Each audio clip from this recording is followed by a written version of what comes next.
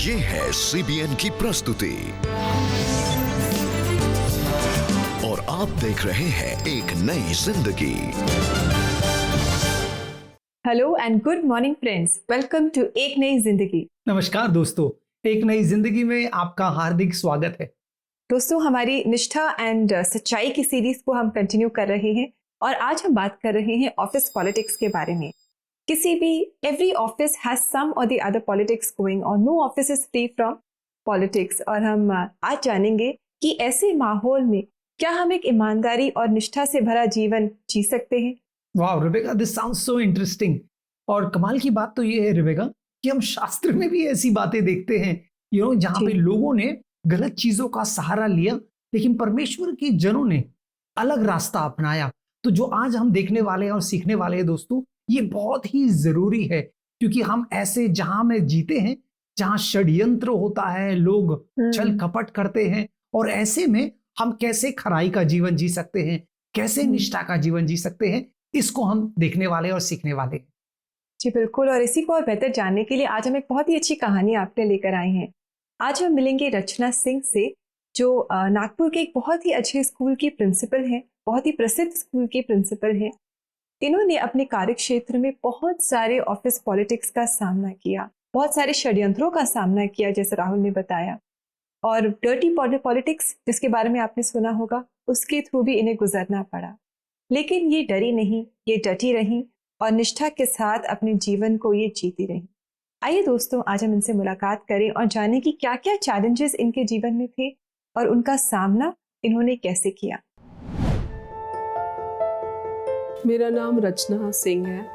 मैं नागपुर में रहती हूँ।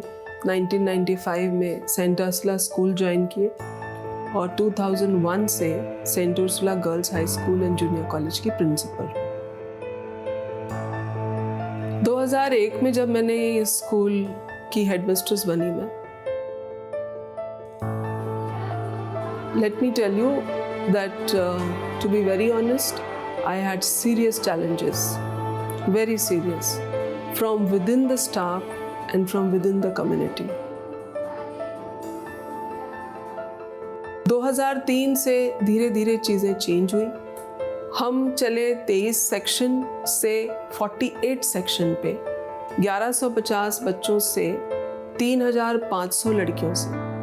और इस पूरी जर्नी में मैं कहूँगी कि God was always there for me and God is always there for me even in my future, because मैंने कभी भी नज़र मेरी कोई भी प्रॉब्लम में सिर्फ ऊपर खुदा की तरफ देखा कि God you are there, you resolve this problem। मैं आपसे कहूँ कि जेलसी एक बहुत बड़ी फैक्टर होती है और इनसिक्योरिटी भी एक दूसरी फैक्टर होती है। To stem up all these things, ऐसा एक प्रॉब्लम क्रिएट किया गया था मेरे लिए जहाँ पे मेरा पूरा जॉब चला जाता था। वो जॉब मुझे जिल्लत करके निकालने का प्लान किया गया था। बट अगेन मैं कहूँगी कि our God is a God who knows what is right and what is wrong, और कौन सच्चे दिल से काम करता है और कौन बनावटी दिल से काम करता है। तो God blessed me tremendously when I was taken out from that. वो इशू से मुझे बाहर निकाला गया और गवर्नमेंट की अथॉरिटीज़ ने मुझे बहुत मदद किया। इसके लिए मैं हमेशा शुक्रगुजार रहूँगी उनकी। लेकिन शुक्रगुजार उन लोगों के लिए भी हूँ जिन्होंने मेरी कंप्लेन करी। God bless them in times of trouble. God is my refuge. मैं इतना ही कहूँगी, post and position comes from above. अगर आप उस जगह पे बैठे हैं तो इतना ज़रूर ध्यान दें कि खुदा ने आपको उस पोस्ट एंड पोजीशन को मिसयूज़ करने के लिए नहीं बैठाया है। पहली बात, आपको विथ ह्यूमिलिटी, जिसे हम कहेंगे नम्रता से, उस पोस्ट पे बैठे। अगर शायद परमेश्वर ना हो मेरी ज़िंदगी में तो मैं कुछ भी नहीं हूँ। चाहे वो एक इमोशनल साइड क्यों ना हो, चाहे वो रोज़मर्रा की ज़िंदगी क्यों ना हो। अगर आप खुदा को नहीं जानते हो तो आप जानिए कि यही खुदा है जो आपको बचाता है, यही खुदा है जो आपको हर चीज़ का प्रॉब्लम का सल्यूशन देता है, और यही खुदा होगा तो आपके ज़ुबान पे भी एक स्माइल होगी। Wow, what a story. कितना अच्छा लगा रचना सिंह जी से मिलकर और बहुत इंकरेजमेंट मिली इनकी कहानी सुन करके। कितने सारे चैलेंजेस थे इनके जीवन में। एक समय था जब इनकी पोजीशन को भी चैलेंज किया गया, लेकिन ये डरी नहीं, ये हारी नहीं, क्योंकि इनकी नजरें परमेश्वर पर लगी हुई। Truly wonderful, remarkable. और ये आसान नहीं है दोस्तों। हम समझ सकते हैं शायद आप भी इस समय ऐसे व्यक्ति होंगे और आपके खिलाफ भी लोग षड्यंत्र रच रहे हैं, जिसे रचना जी ने बताया। शायद आपको भी कोई चाहता है कि जिल्लत से निकाला जाए बाहर, नौकरी से। और जब ऐसे लोग आसपास होते हैं तो बहुत मुश्किल होता है ईमानदारी के साथ, निष्ठा के साथ काम करना। हम चाहते हैं हम भी तो का बदला तो से दे और जवाब दे, लेकिन ऐसे में हमें ईमानदारी रखनी है, जिससे रचना जी ने बताया कि हम भी ईमानदार रहे और परमेश्वर का आदर करें। और हम देखते हैं कि आज रचना जी इन लोगों को, जिन्होंने उनके जीवन में इतनी सारी मुश्किलें खड़ी की, इन्हें वो श्राप नहीं दे रही, इनके लिए बुरा भला भी नहीं बोल रही हैं, वो इन्हें ब्लेस कर रही हैं, इन्हें आशीषित कर रही हैं।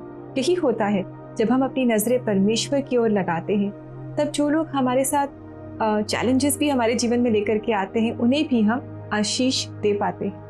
बिल्कुल। और ऐसी कहानी है बाइबल में एक व्यक्ति की, जिसका नाम था दानियल। दानियल जो था वो इजरायली था, लेकिन इस समय बेबीलोन नाम की एक जगह में वो बंधुआ में था। वहां पर वो बड़े निष्ठा और ईमानदारी से काम करता है, और उसके ऐसे ही काम की वजह से जो उसके दूसरे कलीग्स है वो नाराज हो जाते हैं। अब क्योंकि दानियल ईमानदार है, वो बेईमानी नहीं कर सकते, इसलिए वो क्या करते हैं, वो एक षड्यंत्र रचते हैं और राजा को इस षड्यंत्र में फंसाते हैं। और राजा एक फरमान जारी करता है, जिसको दानियल मानता नहीं, क्योंकि वो फरमान परमेश्वर के वचन के खिलाफ है। ऐसे में दानियल को शेर की गुफाओं में फेंका जाता है। अब राजा बहुत बेचैन है, क्योंकि वो जानता है कि दानियल निष्ठावान व्यक्ति है, खरा व्यक्ति है। रात को उसे फेंका जाता है। अगले सुबह भोर राजा जाता है और उम्मीद के साथ कि शायद परमेश्वर ने दानियल को बचाया हो। वो पुकारता है, दानियल क्या तू जिंदा है? क्या तेरे परमेश्वर ने तुझे बचाया है? दानियल का जवाब जो है दोस्तों, ये सुनने लायक है। दानियल के 6 अध्याय और 22वां वचन में आपके लिए पढ़ता हूं।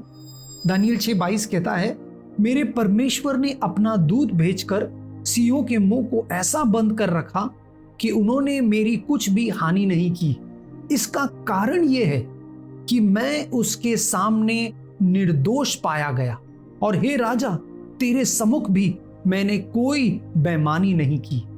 क्या गवाही है दानियल की दोस्तों। हाँ, वो कहता है परमेश्वर के नजर में और इंसान के नजर में वो निष्ठावान रहा। उसके डीलिंग्स खराई के डीलिंग्स थे, इंटेग्रिटी के डीलिंग्स थे। और दोस्तों, ऐसे में ही परमेश्वर हमें भी सराहेगा। शायद आपके खिलाफ कई लोग होंगे जो साजिश कर रहे होंगे, आपको घबराने की जरूरत नहीं। दानियल का परमेश्वर हमारा परमेश्वर है। अगर वो दानियल को बचाएगा तो हमें भी यकीनन बचाएगा। हम निष्ठा से, ईमानदारी से अपना काम करें और कॉर्पोरेट पॉलिटिक्स में ना फंसे। हम प्रभु को सराहें। जी बिल्कुल दोस्तों, और अगर आप भी ऐसी ही परिस्थितियों से गुजर रहे हैं, आशा करते हैं कि आज की कहानी से आपने जाना और दानियल के जीवन से आपने जाना कि हमें इन परिस्थितियों में भी निष्ठा और सच्चाई के साथ अपने जीवन को निभाना है, आगे चलाना है। और परमेश्वर हमारे साथ है, वो हमारे बंद रास्तों को खोलेगा और हमारे जीवन को आशीषित करेगा। और दोस्तों, ऐसा जीवन जीने के लिए अगर आप प्रार्थना चाहते हैं तो हम आपके साथ मिलकर आपके लिए प्रार्थना करना चाहेंगे। You can call us on a CBN prayer line. हमारा नंबर है 9910401010। हमें आपकी कॉल्स का इंतजार रहेगा। बिल्कुल दोस्तों, साथ ही साथ आप हमारे वेबसाइट www.cbnindia.org पर भी संपर्क कर सकते हैं। वहां पर आपके आत्मिक बढ़ोतरी के लिए कई बातें हैं। अब समय है ब्रेक का। जब ब्रेक से लौट कर आएंगे तो सेहत और जिंदगी में हम एक नए पौधे के बारे में जानेंगे और साथ ही साथ आपके लिए प्रार्थना भी करने वाले हैं। So do stay with us.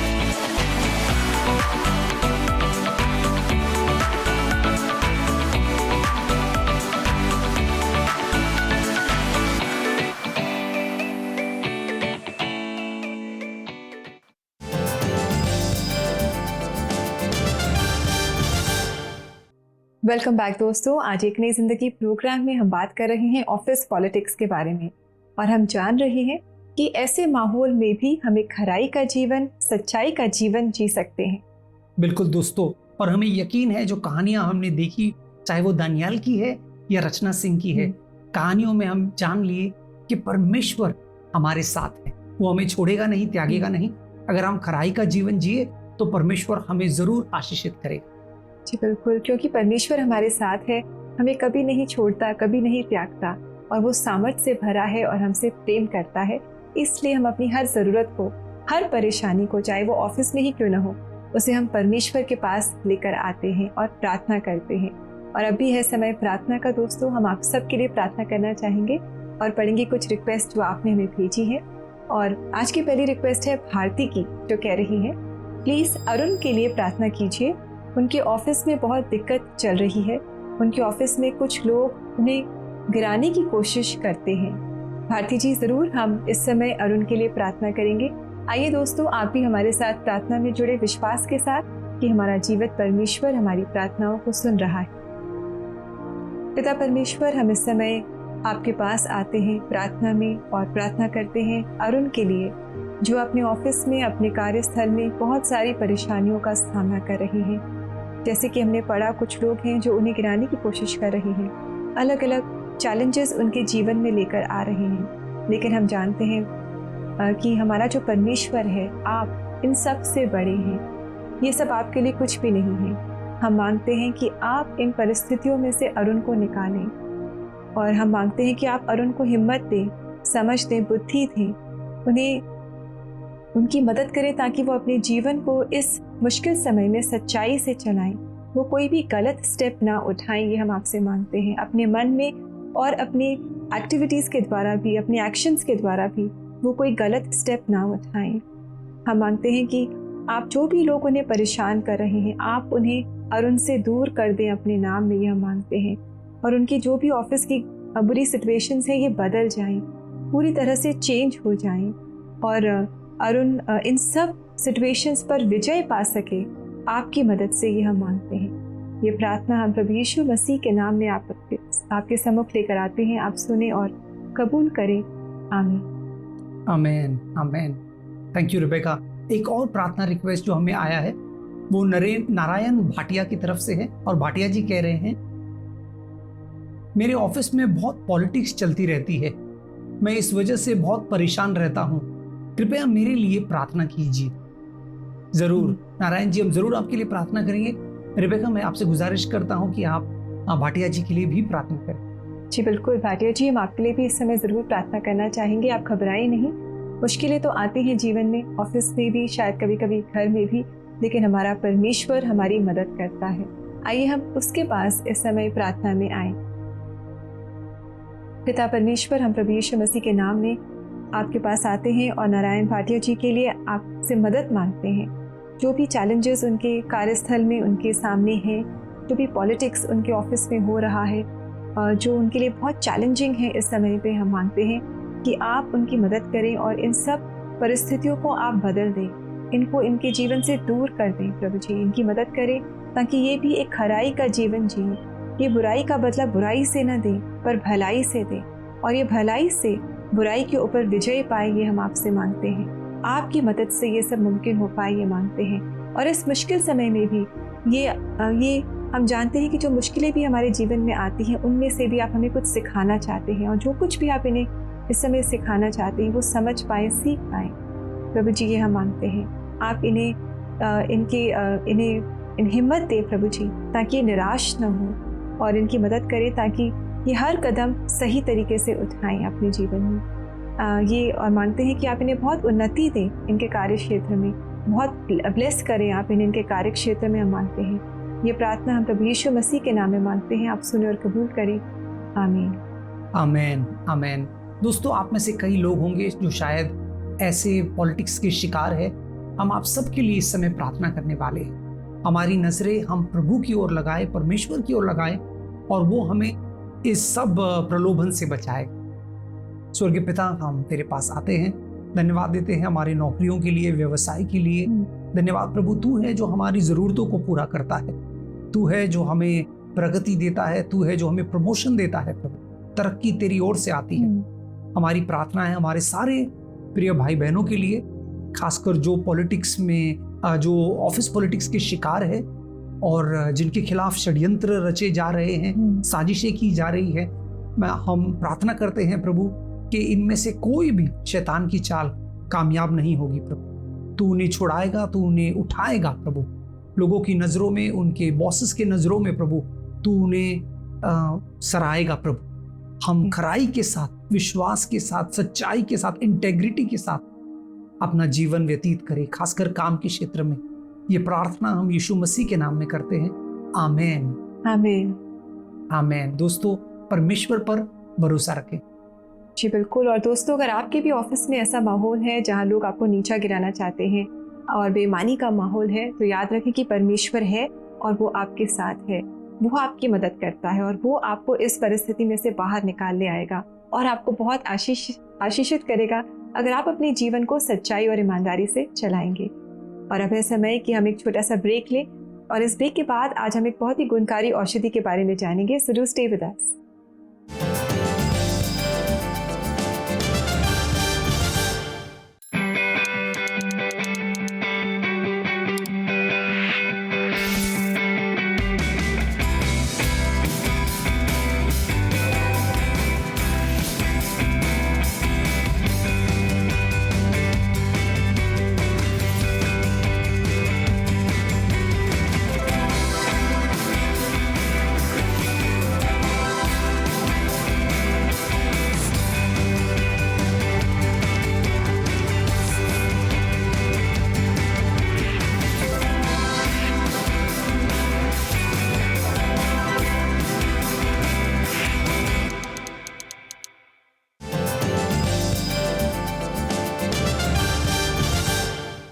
Welcome back दोस्तों।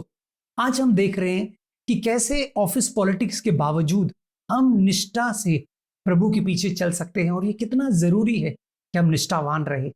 जी बिल्कुल। और आइए दोस्तों आगे बढ़े और अब है समय सेहत और जिंदगी का। और आज हम अमलतास के पेड़ के बारे में जानेंगे।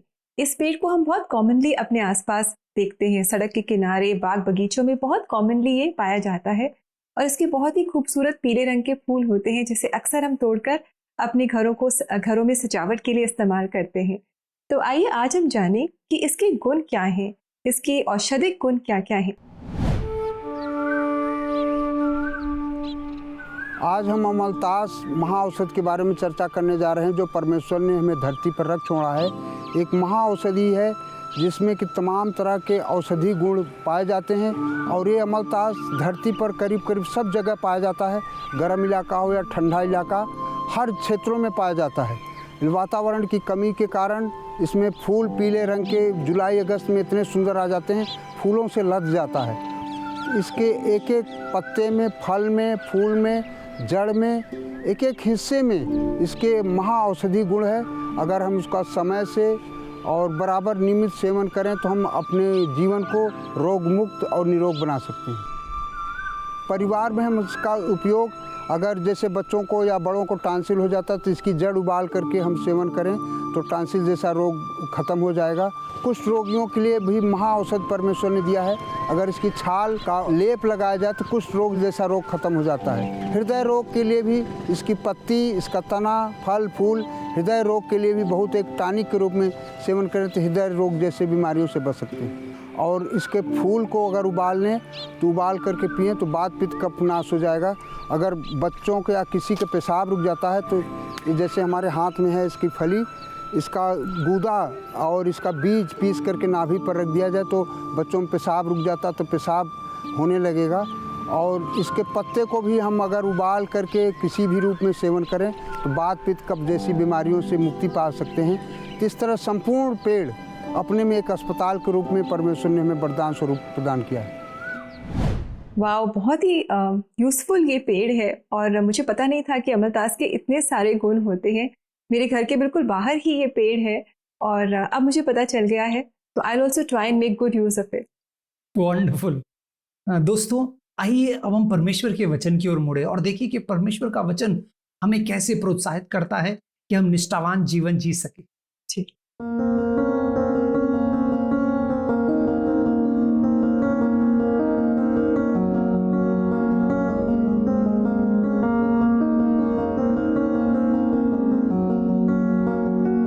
कितना खूबसूरत वचन है दोस्तों, जो कहता है कि हमें डरने की जरूरत नहीं, क्योंकि परमेश्वर हमारे साथ है, वो हमारे लिए लड़ेगा। दोस्तों, हम ईमानदारी से अपना जीवन व्यतीत करें, अपनी नौकरी में अपना कर्तव्य निभाए, और हमें यकीन है, जैसे परमेश्वर का वचन कहता है, वो हमारा साथ देगा और वो हमें तरक्की की राह पर भी ले जाएगा। जी बिल्कुल, तरक्की परमेश्वर की ओर से ही आती है, और जब परमेश्वर आशीष हमें देता है तो उसमें कोई दुख वो नहीं जोड़ता। बिल्कुल। आज हमने दो खूबसूरत कहानियों को देखा दोस्तों। हमने रचना सिंह की कहानी को देखा और हमने शास्त्र से दानियाल की कहानी को देखा। हमने देखा कैसे दोनों ही मुश्किल घड़ी में थे, लेकिन दोनों ही को परमेश्वर ने छुड़ाया और ऊंचे स्तर पर बिताया। हाँ। तो हमारे लिए एक बहुत जबरदस्त उम्मीद है कि जैसे हम परमेश्वर का आदर करें, परमेश्वर हमें ऊंचे स्थानों पर ले जाएगा। जी बिल्कुल, परमेश्वर भला परमेश्वर है, और वो हमारी मुश्किल परिस्थितियों में भी आकर के हमारी मदद करता है और उसमें से भलाई हमारे जीवन में उत्पन्न करता है। जाते जाते हमारी church coir and concert series में एक बहुत ही खूबसूरत बैंड को हम सुनने जा रहे हैं। इस बैंड का नाम है एक्ट्स 29 और इनका गीत है मैं जहाँ भी हूँ। जहाँ भी हैं परमेश्वर हमारे साथ है, वो हमें कभी नहीं छोड़ता, कभी नहीं त्यागता। नमस्कार दोस्तों। नमस्कार दोस्तों। कैसा तेरा प्यार है, कैसी है दया तेरी, कैसा अनुग्रह तेरा, कैसा तेरा प्यार है, कैसी है दया तेरी, कैसा अनुग्रह तेरा। तो खुद कुर्बान हुआ, मुझे जीवन दे दिया, तो खुद कुछ ना गया, मैं चंगा हो गया। तो खुद कुर्बान हुआ, मुझे जीवन दे दिया, तो खुद कुछ ना गया, मैं चंगा हो गया। मैं जहाँ भी हूँ तू वहाँ भी है, मैं जहाँ चलूँ तू साथ मेरे चले। मैं जहाँ भी हूँ तू वहाँ भी है, मैं जहाँ चलूँ तू साथ मेरे चले।